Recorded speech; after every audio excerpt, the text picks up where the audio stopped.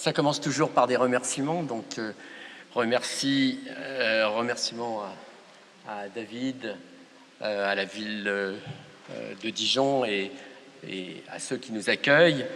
Et merci bien sûr aux 3 associations culturelles, le Comité national français de l'ICOM, la section française d'ICOMOS et le réseau NEMO, qui ont souhaité croiser les regards et les expériences autour de cette belle expression « chérir le patrimoine ».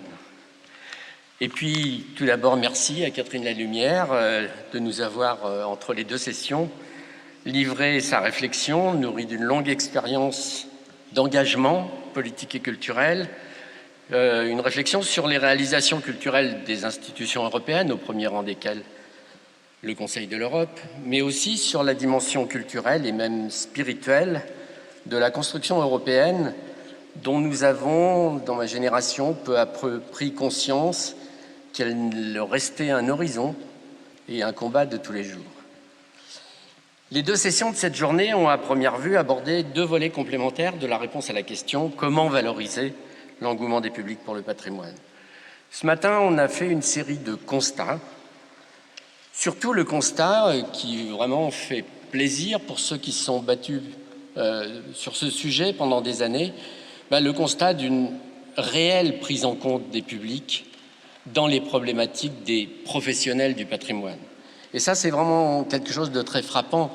Il y a 10 ans, dans les colloques, il fallait encore débattre si c'était les collections ou les publics qui primaient, et les collections l'emportaient facilement haut la main. Les premiers exemples néerlandais et écossais proposés par Sofia Tselidou, l'événementiel populaire roumain de la nuit des musées, auquel nous a conviés Dragos, c'est des choses qui font chaud au cœur, enfin c'est des choses qui impressionnent quand on voit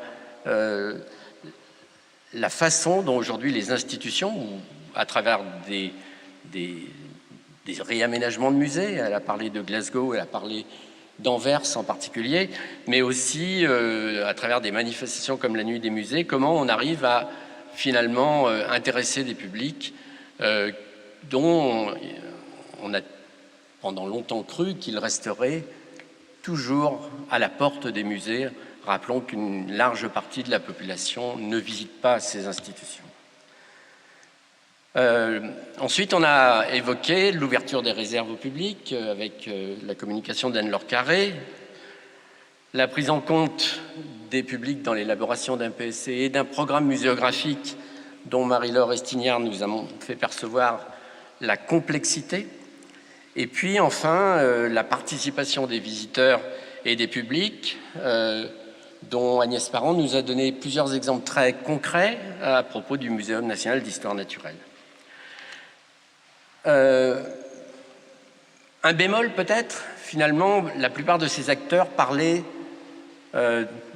depuis des musées nationaux et parisiens.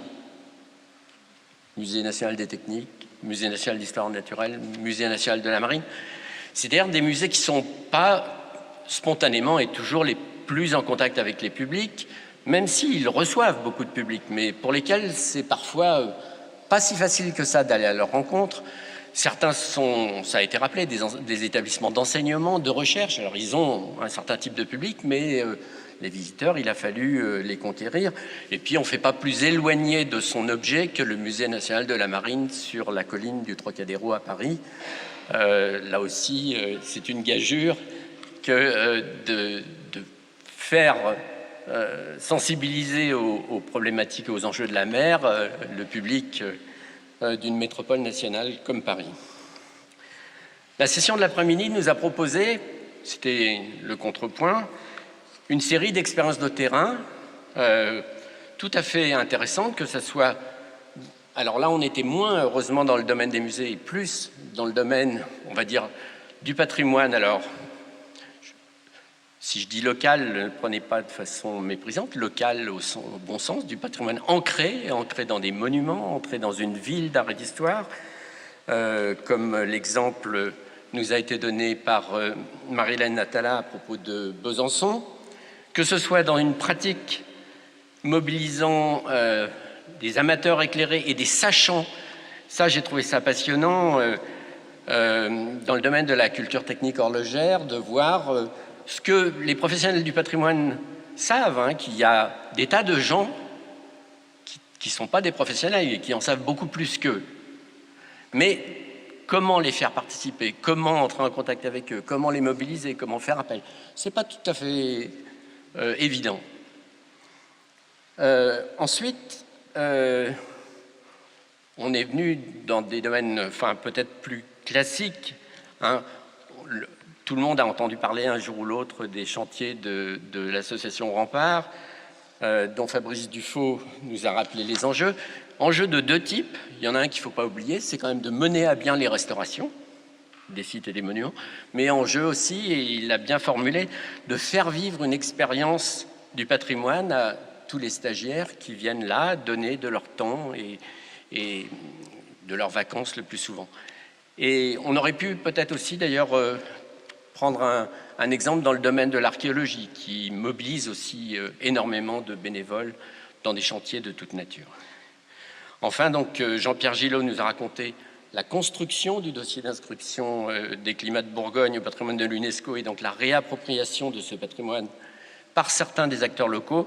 Et Bastien Goulard, c'est tout frais, vous a raconté, ou en tout cas nous a un peu fait rêver de la démarche de D'Artagnan. Ce qui m'intéresse dans le dernier exemple, c'est les références qu'il a faites à des exemples étrangers, en particulier le National Trust. Nos collègues étrangers que nous rencontrons à l'ICOM nous disent très souvent « Vous avez une chance extraordinaire avec ce ministère de la Culture qui, dans des tas de domaines, peut vous aider, peut vous conseiller et, à une époque un peu passée aujourd'hui, peut vous donner de l'argent. » Et c'est vrai que c'est une singularité qu'on ne trouve ni en Allemagne, ni en Suisse, ni en Grande-Bretagne, etc. Mais en même temps, ce qui tient à notre culture nationale, un peu jacobine, eh bien, c'est qu'on se repose, on se défausse souvent sur l'État pour faire les choses. J'ai vécu des épisodes de la tentative de construction de la Fondation du patrimoine ou d'une fondation du patrimoine maritime, mais qui évidemment s'inspirait du modèle National Trust, mais n'arrive pas du tout au même type de résultat, ni à une mobilisation aussi massive, ni à une implication aussi grande de la population tout entière, on va dire, autour des objectifs qu'elle se donne. C'est un petit peu le revers de la médaille d'avoir cet outil qui est le ministère de la Culture, qui fait beaucoup dans le domaine de la formation, par exemple, mais on a appris avec nos collègues, et David Guillaume, qui a travaillé en Suisse à l'Association des musées suisses, nous le racontait ces dernières années, comment les associations de professionnels peuvent aussi bien former leur personnel et leurs professionnels que ne le fait une école nationale du patrimoine. Alors je retiens quelques termes qui sont revenus dans de très nombreuses interventions, que ce soit d'ailleurs des intervenants à la tribune ou des quelques personnes qui ont posé des questions. La première série de thèmes, c'est autour de l'idée de participation qui prend des formes variables, association, mobilisation et puis appropriation. Alors on est un peu, c'est le reproche que je ferai aux exemples, à notre choix, des exemples de ce matin, on est un peu dans la culture descendante, c'est-à-dire comment les professionnels se posent la question de mobiliser et d'associer, et donc de communiquer, et donc d'impliquer leurs visiteurs, par exemple. Mais on a aussi une seconde série d'approches, provenant d'ailleurs des mêmes personnes, mais qui utilisent des termes comme interactivité, comme appel à la créativité, comme appel à l'expérience. Et là, il s'agit bien de la collaboration ou de la coopération avec les publics, mais je dirais aussi les usagers. Et ça, c'est quelque chose sur lequel on a encore, je crois, beaucoup de progrès à faire. C'est ce que j'évoquais tout à l'heure. Comment savoir demander à ces sachants qui sont répandus dans la société dans des tas de domaines. Dans les cultures techniques, c'est évident. Mais voilà comment transformer beaucoup de ces savoirs et de ces savoir-faire qui sont détenus par des quantités de personnes en un investissement au profit voilà, des projets collectifs et pas seulement de leurs projets individuels à eux. Alors c'est la question éternellement reposée du volontariat, du bénévolat, dont on dit aussi qu'on n'arrive pas en France à le développer de façon aussi impressionnante que dans des pays anglo-saxons, on va dire, pour aller très vite. C'est pas tout à fait vrai, c'est pas tout à fait vrai. Il y a des associations extrêmement vivantes, extrêmement dynamiques dans de nombreux domaines, mais l'articulation avec les structures professionnelles n'est pas toujours simple. J'en prendrai pour exemple l'existence de nombreuses associations d'amis de musée qui sont des amis de leur vision du musée, mais qui n'apportent pas forcément au musée dont ils sont les amis ce que le musée en attend. Bon, ils vivent leur vie, ils en tirent du plaisir et du bonheur, mais le dialogue parfois gagnerait à être reposé sur des bases différentes, et c'est très difficile. C'est très difficile pour un musée, par exemple, qui se rénove, eh bien, de dire, voilà, on est en train de changer d'identité, on aimerait parler de tel ou tel sujet, et de faire appel à d'autres personnes que ceux qui sont habitués à une certaine vision du patrimoine dont cet établissement traite. Alors, la dernière série de thèmes que j'ai entendus, c'est celle, effectivement, de la mobilisation. Et j'ai beaucoup aussi été ému d'entendre le terme d'engagement citoyen. Le retour des valeurs dans un sens donné à la pratique professionnelle. Moi, j'ai eu de la chance, je ne vais pas vous raconter ma vie, mais je suis devenu professionnel de musée à l'âge de 35 ans, donc déjà un peu tard. Je ne suis pas passé de concours pour devenir conservateur. Je suis venu par le terrain, par la vie associative, et puis j'ai quitté ma profession antérieure quand on m'a invité à créer un musée. Puis ce musée, il a assez bien réussi, et ça m'a amené à quitter ma Bretagne d'adoption. En fait, je suis originaire de Bourgogne, moi, mais à quitter ma Bretagne d'adoption pour aller travailler à Paris, ce que tous mes collègues de l'époque m'ont amèrement reproché. Et c'est comme ça que je me suis retrouvé à la tête de musées nationaux, après être passé en administration centrale au ministère de la Culture. Mais en fait, ce que je garde de présent de cet itinéraire dont je voudrais vous faire juste profiter, c'est deux choses. Moi, j'ai eu la chance de transformer mes passions, mes engagements de jeunesse dans mon métier. Bon, c'est une chance que je souhaite à beaucoup. Et ça s'est passé en Bretagne, au moment où s'inventait une notion qui était celle du patrimoine maritime. Ça remonte au début des années 80. C'était à travers une petite plaquette militante. Vous savez qu'en 1979, on avait décidé que l'année suivante serait l'année du patrimoine des Français. Et quelques irrédentistes bretons ont dit « Et nous alors ?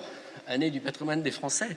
Et nous, en Bretagne, est-ce qu'on n'a pas des choses spécifiques ?» Et effectivement, ils ont développé un propos sur le patrimoine des gens de mer, le patrimoine maritime de la Bretagne. Il se trouve que c'était mon terrain et mon domaine de recherche universitaire, et c'est comme ça que je me suis trouvé engagé dans cette aventure. Et en fait, cette idée du patrimoine maritime, dont on ne prétend pas être les inventeurs, mais ceux qui l'ont exprimé ou porté, formulé à un moment donné, elle a donné des quantités de résultats dont je me réjouis encore aujourd'hui, En 1980, il y avait 3 musées en France maritimes, il y en a 40 aujourd'hui. C'est pas nous qui les avons créés, c'est une demande sociale qui s'est exprimée, mais que, en particulier, le ministère de la Culture et ses directions régionales ont su écouter, entendre, accompagner. Il y a eu un mouvement d'animation des ports, de reconquête des ports par les bateaux à voile traditionnels. Il y avait une espèce de rejet des parkings sur lesquels on stockait des bateaux en plastique, et on a tenté de réhabiliter la charpente marine et la construction fondée sur des savoir-faire issus de la tradition artisanale locale. Et ça a marché. Il y a eu quand même plusieurs centaines de petits bateaux et quelques grands reconstruits sur les côtes de France en une vingtaine d'années. Et puis ça a donné ces grands rassemblements dont on parle tous les 4 ans à Brest, mais qui ont démarré à Douarnenez. Donc là, j'ai eu la chance de participer à un mouvement dans lequel, finalement, la professionnalisation qui est venue dans des tas de secteurs, que ce soit l'organisation événementielle, la communication, l'édition, l'écriture de livres techniques, etc., n'a marché, n'a fonctionné que parce que tout autour, eh bien, il y avait une mobilisation extraordinaire de passionnés ou de gens pas si passionnés que ça, mais qui sont devenus passionnés, mobilisation dans l'action, dans l'envie de faire des choses ensemble, dans l'envie de créer, dans l'envie de transformer un petit peu le monde. Et voilà, et donc je termine en disant qu'effectivement cette transformation n'aurait peut-être jamais eu lieu si on n'avait pas eu ce type de déclic qu'on dit, allez, l'année prochaine c'est l'année du patrimoine, essayez de voir ce que vous allez en faire. On a besoin des politiques publiques, on a besoin des incitations de ce type pour que de temps en temps se concrétisent des rêves. Je vous remercie.